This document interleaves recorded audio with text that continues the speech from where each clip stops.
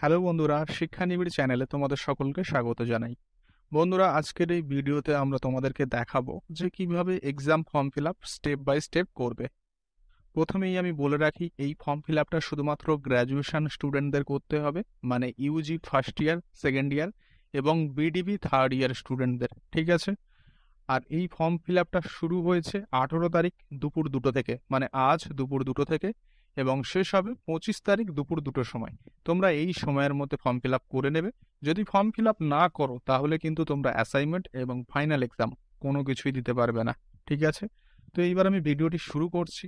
কিভাবে তোমরা exam form fill up করবে সেটা আমি একটা স্টুডেন্টের ডিটেলস এখানে দেব এবং পরপর ফর্ম ফিল আপ করে তোমাদেরকে দেখাবো, ঠিক আছে। সঙ্গে থাকো, ভিডিওটি শুরু করছি।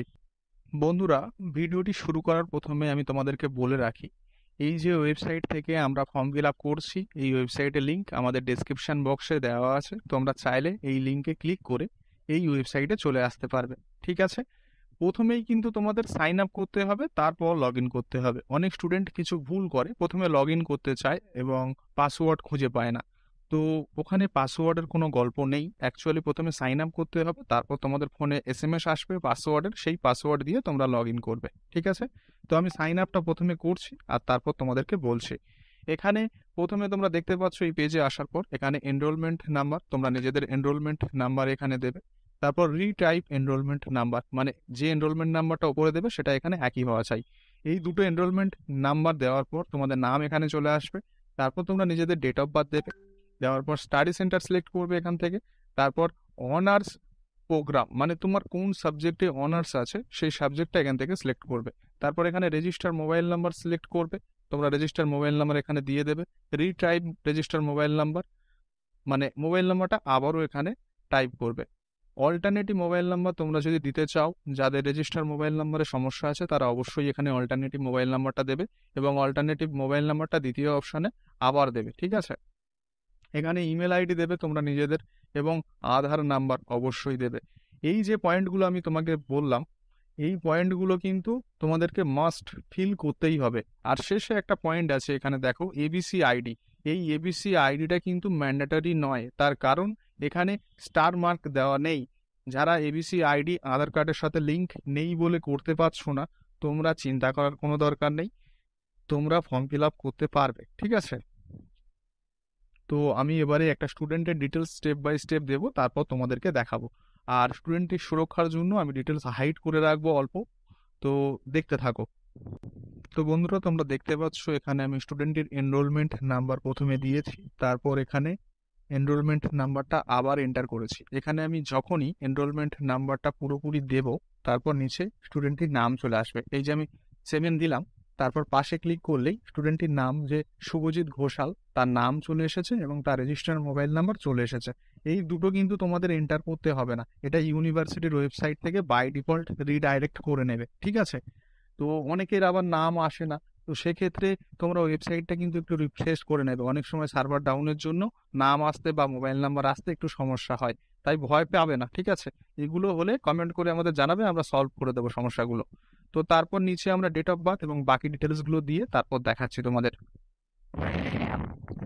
তো বন্ধুরা, তোমরা দেখতে পাচ্ছ এখানে স্টুডেন্টের নাম, তারপর ডেট অফ বার্থ, তারপর তার কলেজ এবং তার ইলেকটিভ সাবজেক্ট মানে অনার্স পেপার এবং তার অল্টারনেটিভ মোবাইল নাম্বার, তারপর ইমেল আইডি এবং আধার নাম্বার, তারপর এবিসি আইডি যেটা স্টুডেন্টটি বানিয়েছিল সেটা আমি দিয়ে দিয়েছি।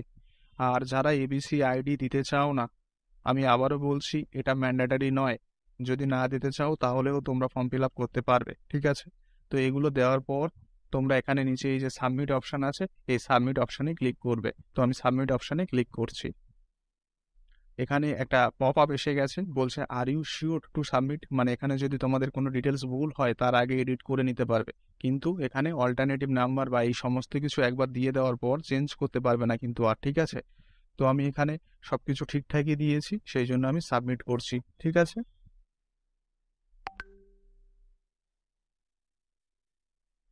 এখানে দেখাচ্ছে ইনভ্যালিড ডেটা, মানে কিছু একটা ডিটেলস ভুল হয়েছে। আমি চেক করে নিচ্ছি যে কি ভুল হয়েছে। তো বন্ধুরা দেখো, আবারও আমি ডেটাটা ঠিক করে দিয়েছি, দেওয়ার পর এখানে সাবমিট করছি। তো ফর্ম ফিল আপের সময় এরকম অনেক সমস্যা তোমাদের সামনে আসবে, ভয় পাবে না, এগুলো নর্মাল ব্যাপার, ঠিক আছে। তো আমি আবারও সাবমিট করছি। করার পর এখানে are you sure to submit, okay click করবে। করার পর দেখতে পাচ্ছ আবারও ইনভ্যালিড ডেটা বলছে, মানে কোনো একটা সমস্যা এর মধ্যে আমার আছে। তো আমি দেখে নিই কি সমস্যা। বন্ধুরা, আমাদের ফর্ম ফিল আপে একটা ডিটেলস ভুল হয়েছিল, সেই জন্য দুবার ইনভ্যালিড ডেটা দেখিয়েছে। তো এইবার আমরা সাবমিট করব, আশা করছি হয়ে যাবে, ঠিক আছে। তো তোমরা এখানে দেখতে পাচ্ছ you will receive the user ID and password via SMS and email, মানে এখানে যে মোবাইল নাম্বার দিয়েছি এবং ইমেল আইডি দিয়েছি, সেই মোবাইল নাম্বার এবং ইমেল আইডিতে একটা পাসওয়ার্ড এবং ইউজার আইডি ইউনিভার্সিটি থেকে পাঠিয়েছে। তো সেটা আমরা আগে দেখে নেব, তারপর লগ ইন করে তোমাদের নেক্সট স্টেপ দেখাবো। তো ভয় পাবে না ফর্ম ফিল আপ করতে, ফর্ম ফিল আপের সময় অনেক রকম সমস্যা হয়। দেখতে পাচ্ছ আমরা নিজেরাই ফর্ম ফিল আপ লাইভ করছি এবং আমাদেরও সমস্যা হচ্ছে, ঠিক আছে। তো আমরা ওকেতে ক্লিক করব। এখানে করার পর আমাদের সামনে লগ ইন পেজ চলে এসেছে। এই লগ ইন পেজটা প্রথমে তোমরা সাইন আপ করবে, তারপর লগ ইন করবে, ঠিক আছে। ফোনে পাসওয়ার্ড আসবে তোমাদের। তো আমি পাসওয়ার্ড এবং ইউজার আইডি দেওয়ার পর তোমাদের দেখাচ্ছি। বন্ধুরা, তোমরা এখানে ইউজার আইডি হিসাবে নিজেদের এনরোলমেন্ট নাম্বার এবং পাসওয়ার্ডটা এখানে দিয়ে দেবে, যে পাসওয়ার্ড তোমাদের SMS-এ আসবে। তো অনেক সময় SMS আসতেও লেট হয়, তো একটু ওয়েট করে যাবে, ভয় পাওয়ার কিছু নেই, সব কিছু ইজি, ঠিক আছে। তো তারপরে এই লগ ইন অপশানে আমরা ক্লিক করব। লগ ইন অপশানে ক্লিক করার পর তোমাদের সামনে তোমাদের ড্যাশবোর্ড ওপেন হয়ে যাবে। এখানে তোমাদের ফটো এবং তোমাদের সব ডিটেলস এখানে চলে আসবে। যেহেতু ফর্ম ফিল আপ হয়নি, তাই এখানে পেন্ডিং দেখাচ্ছে, পেমেন্টও হয়নি, পেন্ডিং দেখাচ্ছে। এগুলো যখন ফর্ম ফিল আপ হয়ে যাবে তারপর ডান দেখাবে। তো আমি আগে ফর্ম ফিল আপটা করছি, তারপর দেখাচ্ছি। ফর্ম ফিল আপ করার জন্য এখানে এক্সাম ফর্ম ফিল আপ অপশানে তোমরা ক্লিক করবে। এক্সাম ফর্ম ফিল আপ অপশানে ক্লিক করার পর নিচের দিকে যাবে, এখানে সব বক্সে কিন্তু টিক মারবে। যেহেতু তোমরা সব পেপার পরীক্ষা দিতে চাও, তাহলে সব পেপারে টিক মারবে। যারা কিছু পেপার বাদ রাখবে, পরীক্ষা দিতে চাও না এই বছর, তারা পার্টিকুলার সেই পেপারগুলোতে টিক মারবে। যেহেতু স্টুডেন্টটি সব পরীক্ষা এই বছর দেবে এবং তার থার্ড ইয়ার, সেহেতু আমি সব পেপারে সিলেক্ট অল করে নিলাম। এখানে দেখে নেবে, কিন্তু এই জায়গায় যদি একটা বক্সে টিক মার্ক না পড়ে, তাহলে কিন্তু সেই পেপারটির পরীক্ষা তোমরা দিতে পারবে না, ঠিক আছে। তো দেওয়ার পর আমরা এখানে এই সাবমিট অপশানে ক্লিক করছি। সাবমিট অপশানে ক্লিক করার পর আমাদের এক্সাম ফর্ম সাবমিট হয়ে গেছে এবং এখানে কত টাকা সেটা দেখিয়ে দিচ্ছে। আমি আগেই বলেছিলাম ফার্স্ট ইয়ার স্টুডেন্টদের এক্সাম ফর্ম ফিল আপ করতে 1140 টাকা, না 1040 টাকা, এবং সেকেন্ড ইয়ার স্টুডেন্টদের এক্সাম ফর্ম ফিল আপ করতে 1250 টাকা, এবং থার্ড ইয়ার স্টুডেন্টদের এক্সাম ফর্ম ফিল আপ করতে 830 টাকা লাগবে। তো এই 830 টাকা এখানে দেখিয়ে দিয়েছে, তোমরা নিজেরাও দেখতে পাচ্ছ। এখানে নিচের দিকে আমরা চলে আসবো, এখানে পেমেন্ট অপশান, পে অপশান আছে, এখানে পে করব আমরা, ঠিক আছে। যারা এখন এক্সাম ফর্ম ফিল আপ করে রাখবে এবং পরে পেমেন্ট করতে চাও, তারা পেমেন্টের পাশে ক্লোজ অপশান আছে, ক্লোজ করে রেখে দেবে, পরে পেমেন্ট করতে পারবে। 25 তারিখের মধ্যে পেমেন্ট করে দিলেই হবে, ঠিক আছে। তো অনলাইন পেমেন্ট এখানে অপশান দিয়েছে, অফলাইন পেমেন্টের কোনো অপশান নেই, তাই আমরা অনলাইন পেমেন্টে সাবমিট করছি, ঠিক আছে। তো are you sure to submit, হ্যাঁ আমি সাবমিট করছি, ঠিক আছে। তো এখানে তোমাদের ক্রেডিট কার্ড, ডেবিট কার্ড, সব যে কোনো কিছুর মাধ্যমে পেমেন্ট করতে পারবে।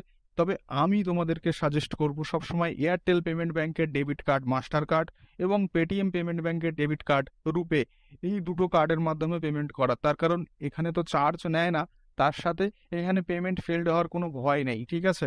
তো এই দুটো কার্ড যাদের আছে, তারা এই কার্ড দিয়ে পেমেন্ট করো, দরকার পড়লে বাড়ির কারো যদি থাকে তাদের কাছ থেকে নিয়ে পেমেন্ট করো। তো আমি এখানে কার্ড ডিটেলস দিচ্ছি, দেওয়ার পর তোমাদেরকে দেখাচ্ছি। বন্ধুরা, আমরা এখানে কার্ড ডিটেলস দিয়ে দিয়েছি। দেওয়ার পর এই যে মেক পেমেন্ট অপশন আছে, এই অপশানে ক্লিক করব। করার পর টোটাল যে অ্যামাউন্টটা তোমাদের পেমেন্ট করতে হবে সেটা দেখিয়ে দেবে। ওয়েট করো, দেখাবে। এখানে দেখতে পাচ্ছ উপর থেকে পপ আপ চলে এসেছে, 830 টাকা ফর্ম ফিল আপ এবং 7 টাকা 47 পয়সা ব্যাংকের চার্জ হিসাবে নিচ্ছে। তো এটাও আমরা সঙ্গে পেমেন্ট করব। তো যেহেতু প্রসিড উইথ পেমেন্ট এই অপশনটা দিয়েছে, এখানে আমরা ক্লিক করব, ঠিক আছে। ক্লিক করার পর তোমাদের ফোনে একটা ওটিপি আসবে, যে কার্ড ডিটেলস আছে সেই কার্ড ডিটেলসে একটা ওটিপি আসবে। তো আমরা ওটিপিটি এখানে দিয়ে দিচ্ছি।